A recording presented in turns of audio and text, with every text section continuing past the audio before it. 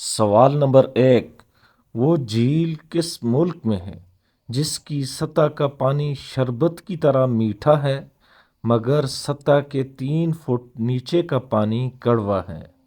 3, 2, 1.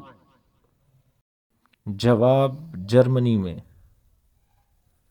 سوال نمبر 2، وہ کون سا پرندہ ہے جو اپنے بچوں کو دودھ پلاتا ہے؟ 3, 2, 1. جواب چمگادڑ۔ سوال نمبر 3، ان پرندوں کے نام بتائیں جنہیں دنیا میں امن کا نشان کہا جاتا ہے۔ 3, 2, 1. جواب فاختہ اور کبوتر۔ سوال نمبر 4، کون سا پرندہ ہوا میں کھڑا ہو سکتا ہے؟ 3, 2, 1. جواب شکرا۔